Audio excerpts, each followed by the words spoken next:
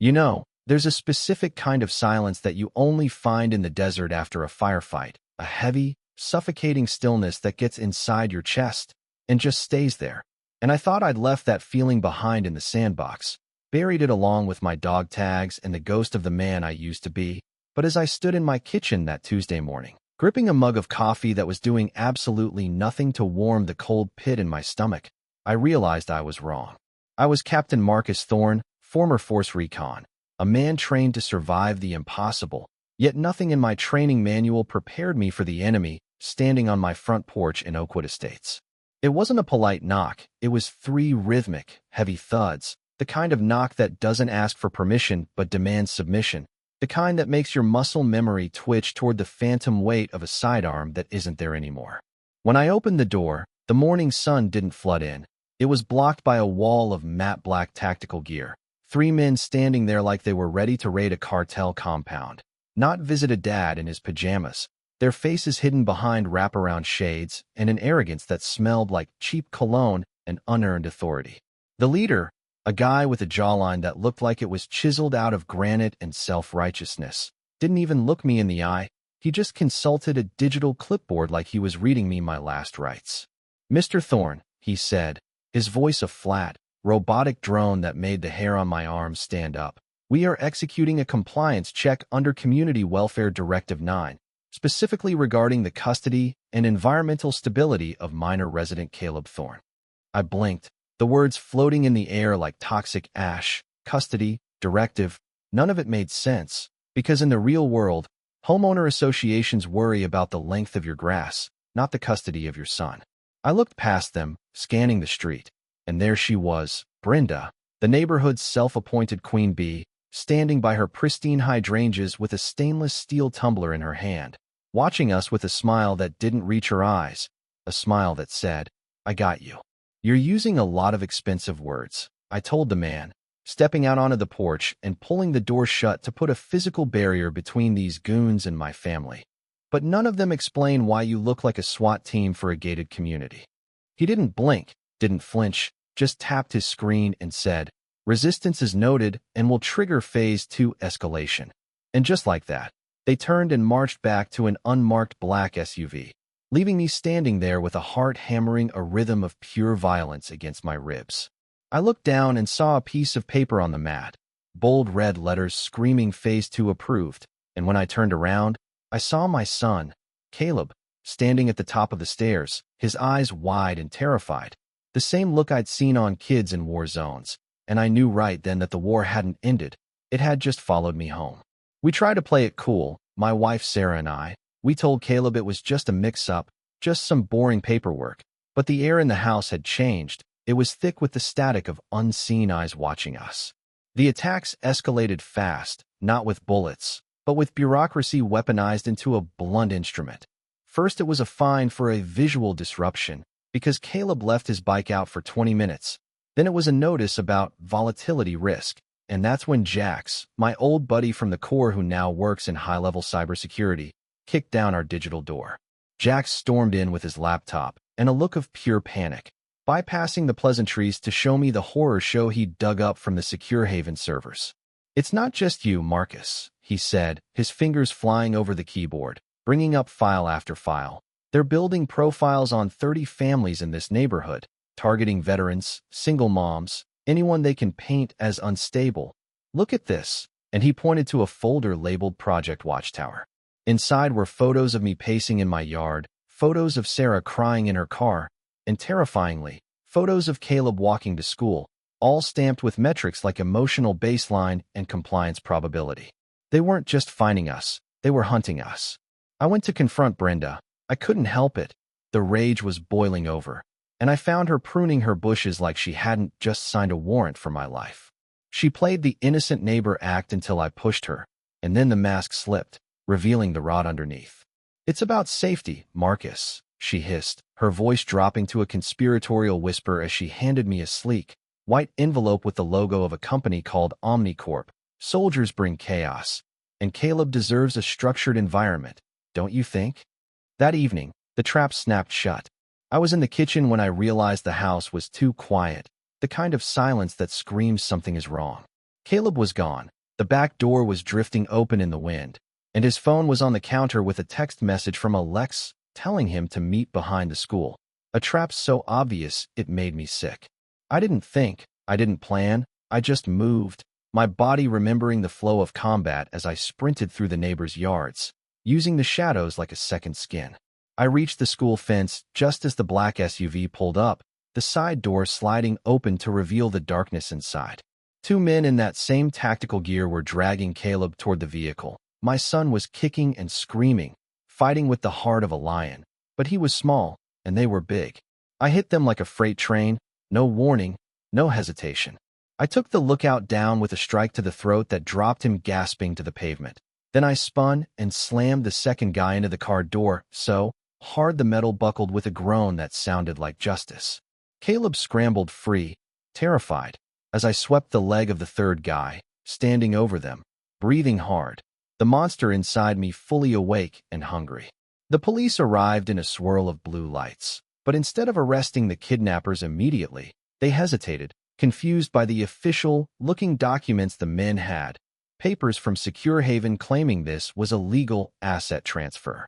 It was only when Caleb, shaking and crying, pointed at Brenda across the street, who was filming the whole thing with a sick little smirk, and screamed. She knew. She told them to come, that the cops finally cuffed the men. But as I stood there, holding my shivering son, watching the police examine a tablet they found in the SUV, I saw the screen flash with a new command, a command that froze the blood in my veins. Phase 3. Neutralization Protocol, Guardian Removal. The police left eventually, leaving us with a report number and a hollow promise to look into it. But I knew better. I knew that when a system gets this corrupt, you can't police it, you have to burn it down. Jax cracked the tablet I'd swiped from the lookout, and what we found wasn't just a plan, it was an execution order. Phase 3 wasn't about custody anymore. It was about erasing me from the equation entirely, painting me as a violent, PTSD-riddled, ticking time bomb to justify seizing Caleb permanently. Sarah found me staring at the wall, lost in a flashback of a dusty street in a foreign land, a little girl running into crossfire, the guilt I carried like a stone in my gut. You saved him tonight, she whispered, touching my arm, but her eyes were full of fear. But Marcus, look at him. Caleb was curled on the couch, not sleeping, just vibrating with tension, his childhood stripped away in a single night. He didn't see his father out there, she said, her voice breaking. He saw the soldier, and he's terrified. That hit harder than any bullet. But the real blow came when Jax called me at midnight, his voice trembling. They hacked the VA, Marcus, he said. They have your therapy session transcripts, your nightmares, your admissions of guilt, and they're twisting it, editing the audio to make you sound like a monster. They were weaponizing my own trauma, using my healing as ammunition to destroy my family. We didn't sleep. I sat in the dark living room, my old service pistol, a heavy, cold weight I swore I'd never carry again, resting on the coffee table. At 3 a.m., the world exploded. It wasn't a raid. It was an assassination attempt. The front door didn't open. It disintegrated, kicked in with a violence that shook the foundation of the house, followed instantly by the shattering of the kitchen window. Black-clad figures poured in, flashlights cutting through the dust and darkness, moving with a speed that screamed professional hit squad. I flipped the coffee table for cover, firing 2 shots into the chest of the lead intruder, the sound of the gun deafening in the confined space. He stumbled back, his armor taking the hits, but it bought me a second. Another one came from the kitchen, a knife glinting in the strobe light, and I rolled, taking him down with a lamp base to the skull, feeling the bone give way.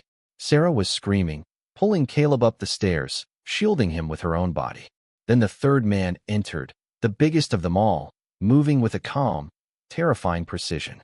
He ignored his fallen comrades and came straight for me, landing a punch to my ribs that felt like a sledgehammer, knocking the wind out of me. As we grappled, crashing through the hallway drywall, his tactical vest rode up, and I saw it, clipped to his chest rig like a trophy, a photo of Caleb. It wasn't a target package, it was a hunting tag. Something inside me snapped, a white-hot fuse that burned away the fear, the hesitation, the civilization. I wasn't a suburban dad anymore. I was a weapon. I roared, driving him back through the wall, my fists becoming blurs of violence, hitting him until he stopped moving, until the only sound in the room was my own ragged breathing and the wail of sirens approaching. Real sirens this time, dozens of them. Detective Miller walked into the carnage, his face pale as he surveyed the destroyed living room and the three unconscious men. "You do this?" he asked, pointing at the heap of tactical gear and broken bodies. "They came to erase us," I rasped, blood dripping from my knuckles. I pointed to the phone clipped to the belt of the unconscious giant. "Check the last message." Miller played it, and the voice that filled the room was cold, clear, and undeniably Brenda's. "Proceed with removal. Keep it clean. He won't fight for long. They all crack eventually." That recording changed everything. The police took the evidence, but I knew Brenda was just a puppet. The real monster was the machine behind her. We went on the offensive. The next morning, at an emergency HOA meeting packed with terrified neighbors and hungry journalists, I walked to the podium, bloodied and bruised, and played that recording into the microphone. Brenda tried to deny it, tried to call me crazy, but then I played the video Jax had compiled, the surveillance logs, the Project Watchtower files, the proof that Omnicorp was using our neighborhood as a petri dish. The room erupted. Brenda was practically chased out by a mob of angry parents, and Arthur Pemsley, the slimy HOA president, tried to sneak out the back, but the look in his eyes told me he knew his life was over.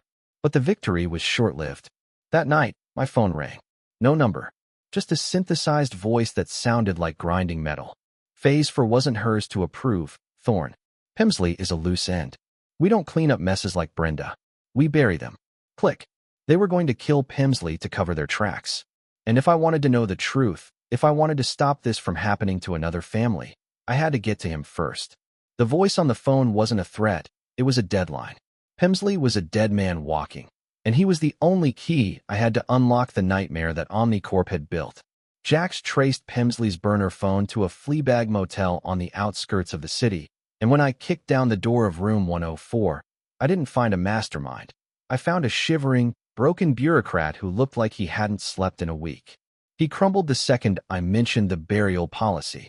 We took him to a safe house, a warehouse Jax used for his off-the-books work, and under the glare of a single light bulb, Arthur Pemsley spilled the secrets of the universe.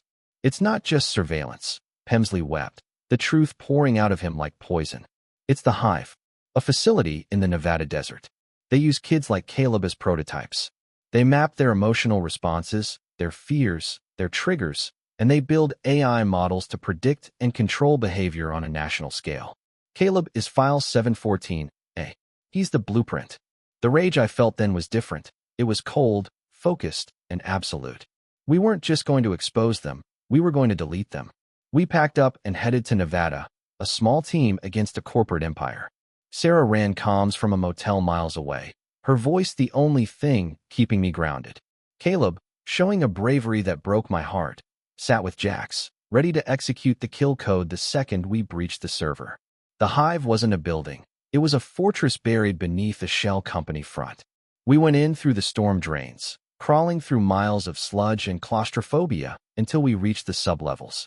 We moved like ghosts, Jax looping the cameras, me choking out guards with silent efficiency, until we reached the server room, a massive, freezing cathedral of black towers and blinking lights. "I'm in," Jax whispered, plugging into the mainframe. "Uploading the virus now. But Marcus, look at this." He pointed to a glass room in the center of the facility. Inside, floating in the air, was a hologram. It was Caleb, but not my Caleb. It was a simulation, terrified, crying, reacting to invisible stressors while streams of data scrolled beside it. Compliance prediction, 93%. They were dissecting my son's soul in real time, running millions of scenarios to learn how to break a human being. "Burn it," I ordered, my voice shaking. "Burn it all." The alarm screamed just as the upload hit 80%. Guards burst in, tactical shotguns booming in the enclosed space. I returned fire, pinning them down while Jax screamed that he needed 10 more seconds. I threw smoke. I threw lead. I threw everything I had left in me to buy those seconds. Explosions rocked the facility as Sarah detonated the remote charges we'd placed on the power grid. "Done," Jax yelled, yanking the drive. We ran. We ran through the chaos, through the failing lights and the falling debris, bursting out into the cool desert night just as the ground beneath us shuddered with the death throes of the hive. We drove until the sun came up, until the smoke was just a memory in the rearview mirror. The fallout was global. The data dump jacks unleashed exposed Omnicorp, Secure Haven, and the politicians they owned. Brenda's face became the global symbol of suburban tyranny, and Pemsley disappeared into witness protection, a ghost in the system. Weeks later, things in Oakwood Estates were quiet. The knowing glances between neighbors weren't suspicious anymore. They were apologetic. I was watching the news, watching the CEOs getting dragged away in handcuffs, when Caleb sat next to me. He looked older now, the softness of childhood replaced by a steel spine. "Dad," he asked quietly, looking at his hands, "do you think I'll ever be normal again?" I looked at him, really looked at him, and saw the strength that had been forged in the fire of this nightmare. "Do you want to be?" I asked. He thought for a long time, then shook his head. "No, I want to be ready." I nodded, feeling a strange mixture of pride and sorrow. We had won the battle, but the war for our privacy, for our minds, for our children's future, had just begun. They tried to use my training to destroy me, but they forgot one thing. When you bring the war to a soldier's doorstep, you don't get to decide when it ends. We burned down their hive, but somewhere out there, another one is being built. And that begs the question, in a world where your neighbors are spies and your children are data points, is there such thing as paranoia, or are we just the only ones paying attention? And more importantly, when the law is weaponized against the innocent, at what point does violence become the only moral choice? Stay safe and watch your six.